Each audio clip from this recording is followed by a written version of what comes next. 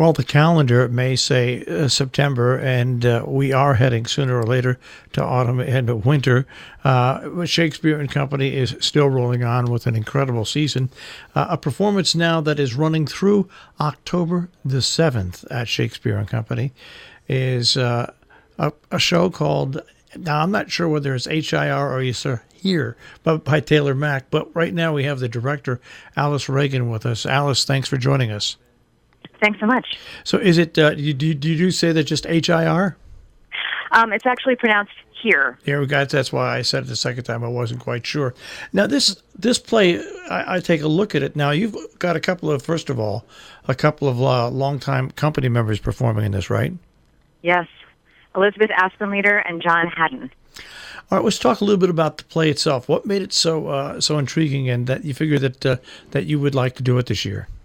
Here's an extraordinary play. It takes the history of the American family plays and turns it on its ear. It's a kitchen sink drama, but someone keeps throwing up in the sink. So right away from the start, things are different. And I think the story of a woman who is trying to revolutionize herself and her family and kind of escape the patriarchy that's been guiding her and her own family is a story of liberation, but it's not a one-way ticket, and there are casualties along the way. Now, it is a comedy, but would this be described? Does it fit into the genre of a black comedy? I don't mean color-wise. I mean dark comedy. Yes, it is definitely a dark comedy. Well, it's very funny, although the characters themselves might not recognize it in the moment, but we can certainly enjoy their antics. Well, I think that's one of the great things about the stage, and when you get something that deals with a dark subject, but it deals with it within a way, it makes it easier for the audience to relate and understand. That's true. It also draws them in so that there might be a sucker punch or two in Act 2 where we think things are going one way and then the bottom drops out and we're in a totally different emotional landscape. We are speaking with Alice Reagan, Shakespeare and Company, HIR by Taylor Mack, performing through October 7th. Now, were you in on this play coming in, or is this something that you can give me the details and how it works, where you're a member of Shakespeare and Company and this play came up and you were assigned to direct this, or did you want to direct this and lobby for it? Season planning is a mysterious process to people on the inside and the outside. But the play came about through a series of discussions with the artistic director, Alan Burrows. So it was certainly on my radar before, it premiered in New York City in 2014. It was a very successful production at Playwrights Horizons. So I've known about the play for a few years. The fact that Shakespeare and Company want to do it, I think, is fabulous because it's really a different kind of work for this community, for this area. It's an important American play, and they should certainly be doing it. Now, so people listening, you're not always at Shakespeare and Company. I mean, you last directed a play, what, 2015 or 16? I was here 2 years ago, 2016. Okay. I directed a play called Or by Liz Duffy Adams.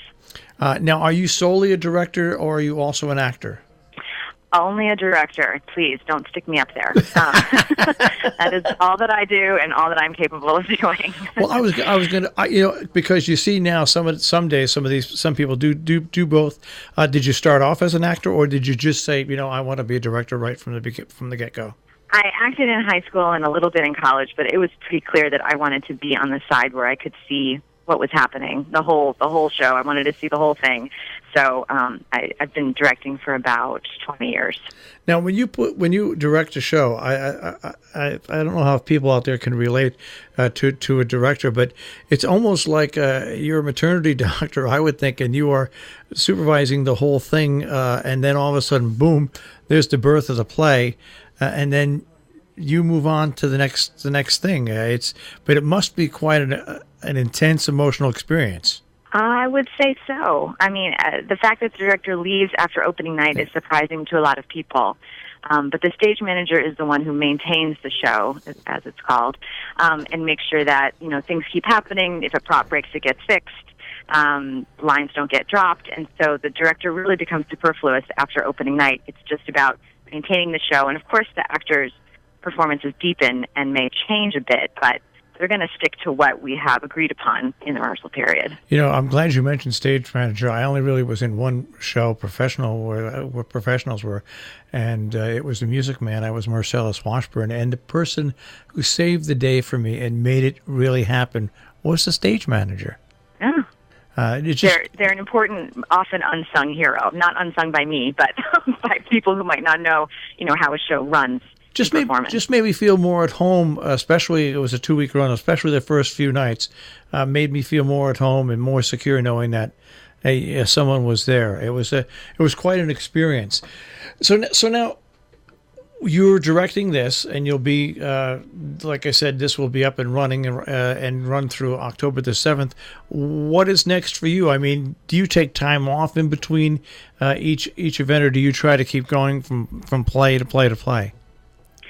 I direct only about 2 to 3 plays a year. I'm pretty spread out in that way. I like it.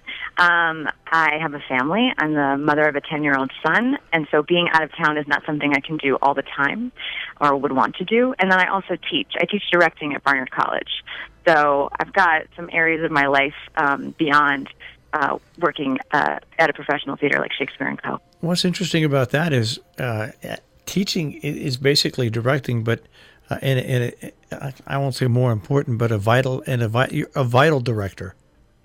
Yes, I find teaching and directing very analogous. They feed each other as well.